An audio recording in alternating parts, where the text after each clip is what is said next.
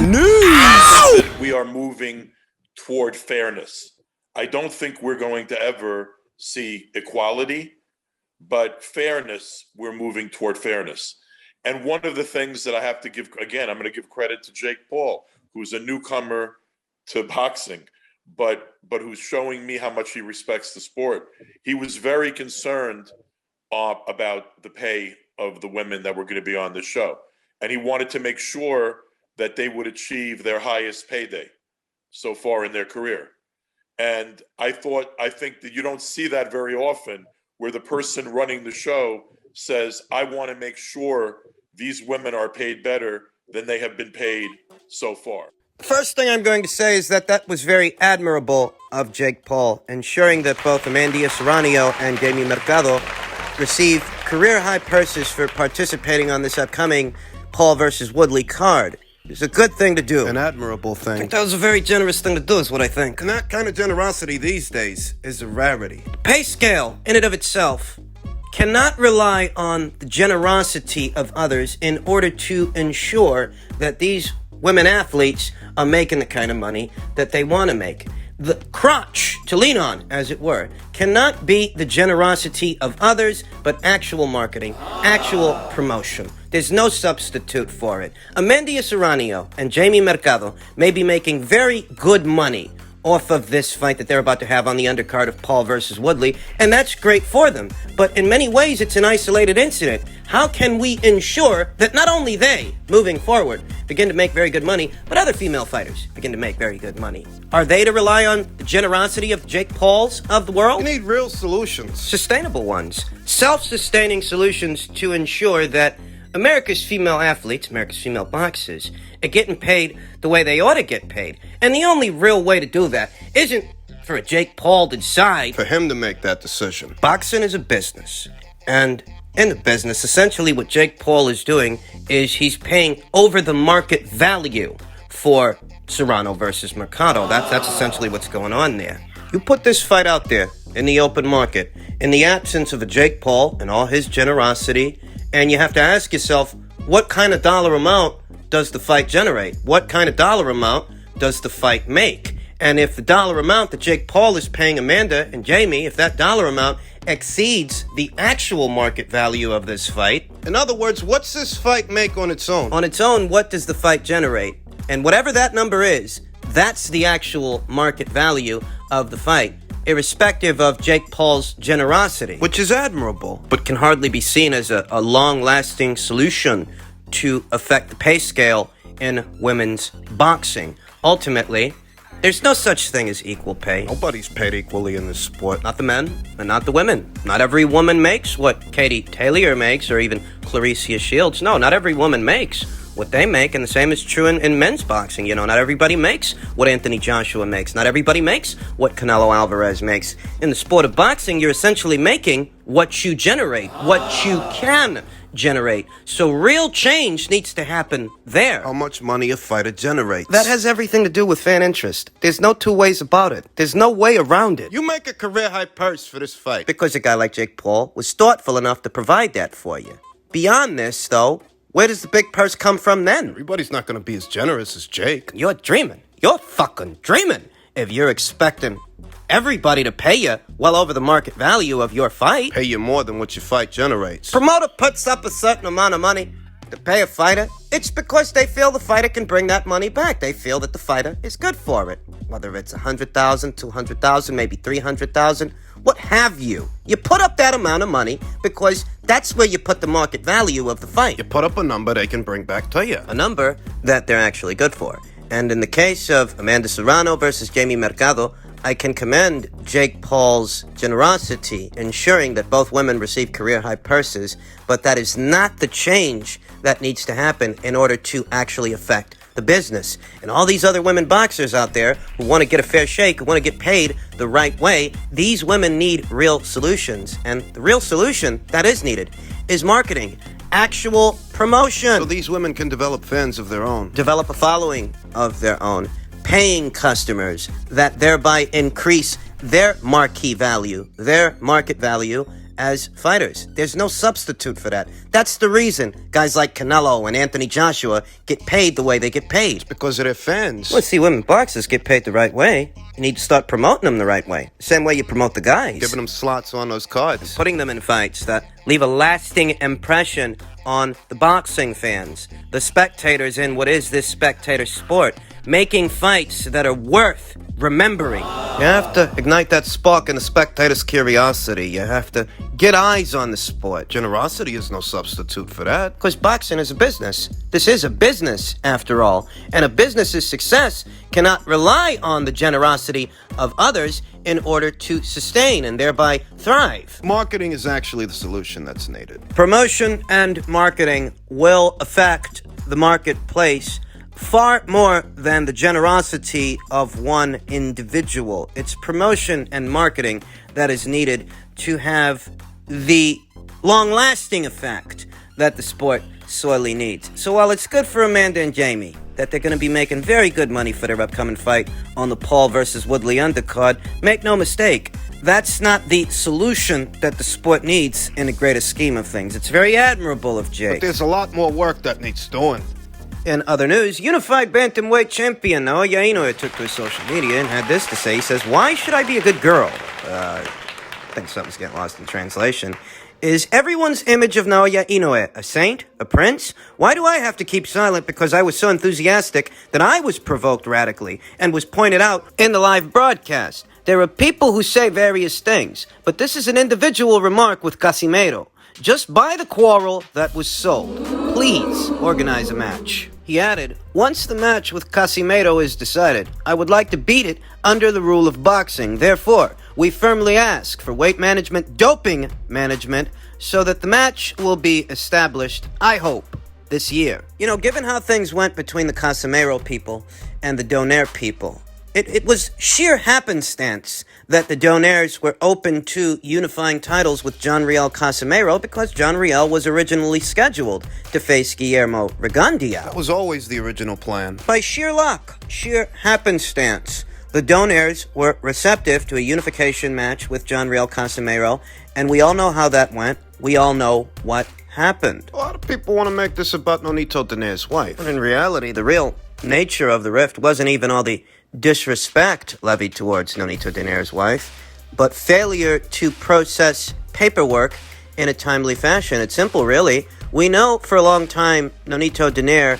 has been An advocate for a cleaner sport. He pays out of his own pocket for anti-doping testing ahead of his fights, and he even offered to pay for John Riel Casimero's anti-doping tests. And whether it was due to ignorance or ineptitude, the management behind the career of John Riel Casimero seems that they either didn't know the difference between being enrolled in the clean boxing program and independently hiring Vada for a fight. They either didn't know the difference or pretended that they didn't, and that led to a lengthy back-and-forth exchange between Rachel Donaire and Casimero people. Sean Gibbons, Memo Heredia. And ultimately, the fights collapsed because had the necessary paperwork been filed in a timely fashion, we wouldn't be here. And John Riel Casimero, he would have ended up fighting Nonito Donaire instead of Guillermo Rigondeaux. As it stands, he ended up fighting Guillermo in a fight that didn't do Guillermo any favors. What John Riel Casimero? The fight was a stinker, through and through, all the way through. The fight was hard to watch. No one enjoyed it. Thinking about what Naoya Inoue said in his tweets, that he plans on implementing rigorous anti-doping testing to ensure that it's a proper boxing match, it reminds me of what already took place with John Riel Casimero and Nonito Donaire. That's what Nonito Donaire tried to do, and we see how all of that worked out. The crowds are back. And so are the investors. I mean, they're still trying to get a fix on this pandemic, get ahead of it, and keep things under control, but audiences are back at live sporting events.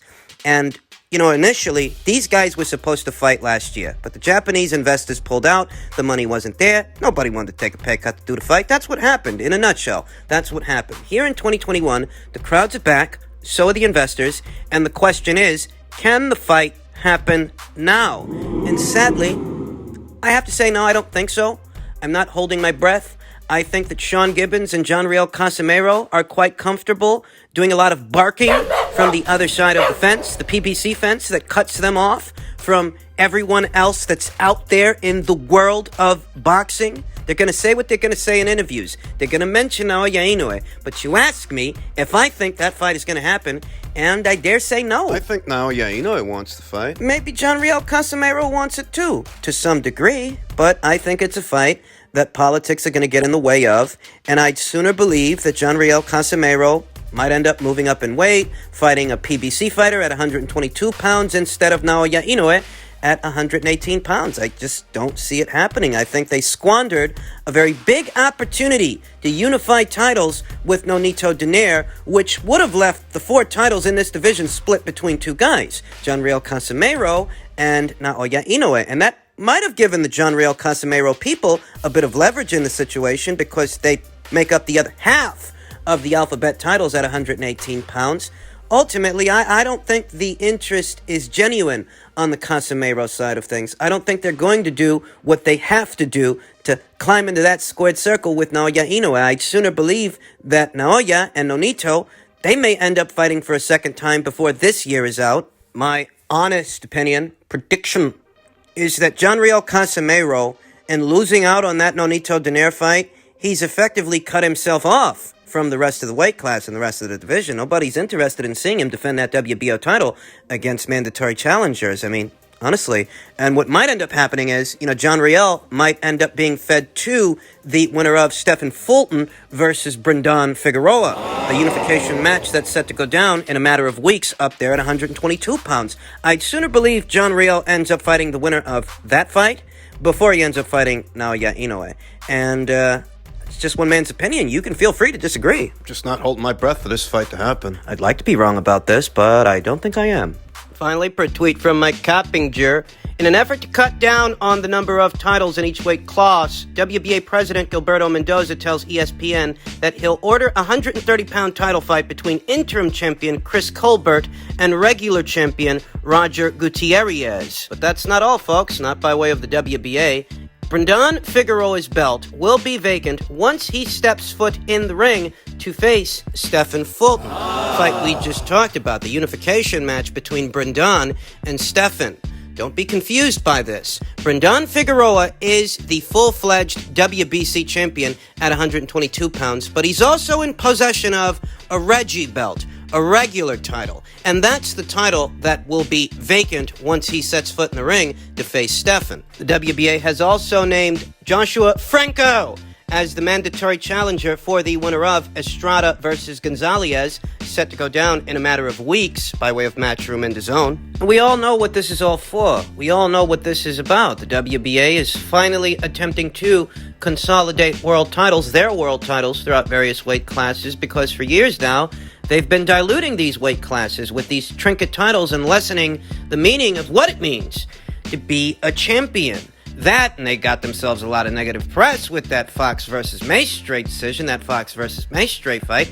They got a lot of heat on their back, a lot of heat on their tail, and they're trying to shake it off. That's what this is. But we won't truly know if the WBA means business based on these situations and these fights that are coming up, because all of these fights... These are the easier situations to reconcile. They are. Just like this past weekend's fight. We know that ahead of this past weekend's Guillermo Rigondeaux versus John Riel Casimero fight, Guillermo was in possession of a trinket title, a WBA Reggie belt, the lesser version of Naoya Inoue's title. The WBA decided that upon entering that ring, Rigo would be stripped of that Reggie belt. That's the same thing they're doing with Brendan Figueroa and Stephen Fulton's unification match. Both Stephen Fulton and Brendan Figueroa, they're both in possession of full-fledged world titles with other alphabet organizations. Thus, the WBA stripping Brendan in the midst of a unification match, it would go largely unnoticed. It's of no consequence. I'm pretty sure that Stephen Fulton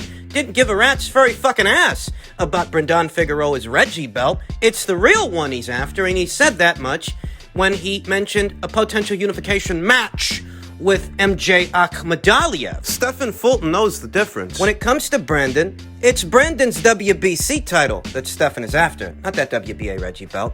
And when it comes to MJ Akhmadaliev, it's MJ's WBA and IBF titles that Stefan is after. He knows the difference. He knows which is which. And many of us do as well. These are the easier situations to reconcile. But when it comes to a fighter like Gervonta Davis, we don't see the WBA hitting the gas. I don't see any order from the WBA ordering Gervonta Davis to fight the full-fledged champion at lightweight, Teofimo Lopez, or the full-fledged champion at 140 pounds, super lightweight, Josh Taylor, who's set to be in action very soon in defense of his WBO title against his WBO mandatory challenger, Jack Catterall. Beyond that, we don't see the WBA reconciling the situation at 135 or 140. And that's what people are waiting for. Then again, what you'll notice about these orders, what you'll notice about these mandates is they don't involve the super champions. They don't involve the full-fledged WBA champions or their full-fledged WBA titles. These orders and mandates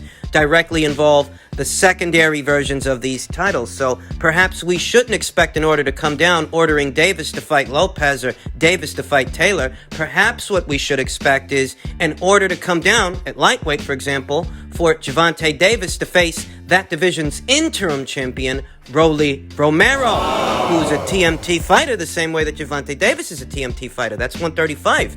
At 140, perhaps what we should expect is for the WBA to order Gervonta Davis to fight Alberto Puello, who is that division's interim champion. That seems to be the way they're doing things. And it is still a step in the right direction, it is, but it's a convenient step. There are that many other divisions that require this consolidation, and we don't know what happens beyond this phase of it. Let's say you order Gervonta Davis to square off against Rolly Romero. And the winner of that fight is what exactly? Or you order him to fight Alberto Puello. You order that fight, and then what? You order that fight, a winner emerges, and what does that make the winner? A secondary champion? A secondary titleist? Make it make sense. There's a lot of fucking work to do.